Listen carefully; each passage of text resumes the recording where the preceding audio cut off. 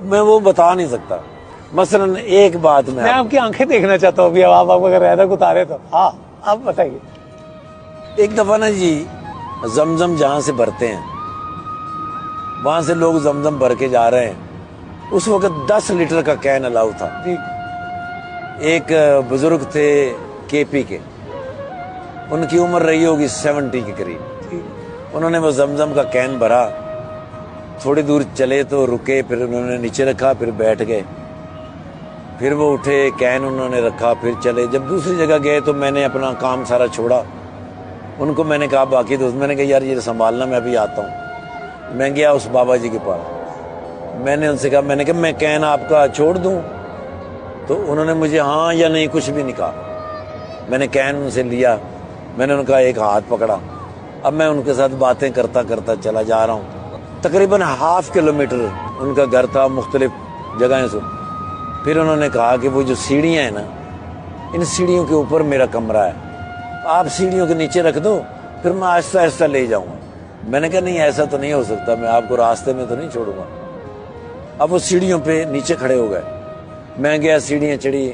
اس نے مجھے اشارہ کیا کہ یہ والا دروازہ ہے. میں نے وہاں کین رکھا، میں نیچے واپس آیا تو اس نے مجھے 5 ریال نکال کے دیے. میں نے کہا یہ 5 ریال. میں نے کہا بابا جی میں پیسوں کے لیے نہیں آیا، اگر آپ کا بیٹا آپ کے ساتھ ہوتا میری طرح تو اس کو آپ پیسے تو نہیں نہ دیتے، اس آپ کا حق. کہنا ہاں بالکل ٹھیک ہے. ابھی بیت اللہ کس طرف ہے؟ تو میں نے میناروں سے دیکھا. میں نے کہا وہ اس طرف ہے. وہ بابے نے ایسے ٹرن کیا، ایسے جولی اٹھائی اور اس نے میناروں کی طرف، بیت اللہ کی طرف کہا، یا خدایا پاکا میرے اس حج کا ثواب اس کو دے دے، میں پھر کبھی آ جاؤں گا. اب وہ میں کس طرح بیان کر سکتا ہوں، اس بابے کو میں کس طرح بیان کر سکتا ہوں. میں ان سے مل کے واپسی کے لیے چلا. جہاں تک وہ مجھے نظر آ سکتے تھے، میں نے پیچھے مڑ کے دیکھا تو وہ میری طرف ہی دیکھ رہے تھے. وہ تب تک میری طرف دیکھ رہے تھے جب تک میں ٹرن نہیں ہو گیا. اور میں ٹرن ہو کے تھوڑا سا آگے گیا، میں پھر واپس آیا. میں نے پھر واپس آ کے ایسے دیکھا تو وہ بابا کھڑے تھے، اور پھر انہوں نے مجھے یوں کیا اور پھر وہ بابا اوپر گئے. اب اس بات سے مجھے جو بات یاد آتی ہے کہ جب میں پہلی دفعہ اپنے گھر میاں چنو سے کہیں جانے کے لیے نکلا تو میری ماں دروازے تک چھوڑنے آتی تھی. ہمارا گھر گلی کے بالکل مڈ میں تھا. جب میں بالکل گلی کے کارنر سے میں مڑتا، میری ماں مجھے دیکھ رہی ہوتی، میں ایسے کر کے مڑ جاتا، پھر میں جان بوجھ کے تھوڑا آگے جا کے واپس آتا تھا. واپس آتا ماں وہاں کھڑی ہوتی تھی، پھر میں دوبارہ سے یوں کرتا.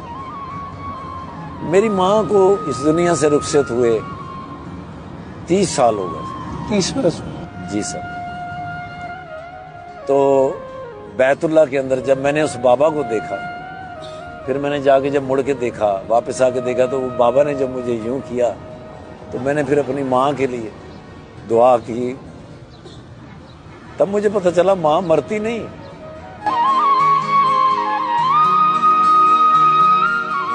تب مجھے پتہ چلا ماں مرتی نہیں، وہ کسی نہ کسی شکل میں کہیں نہ کہیں آپ سے ضرور ملتی.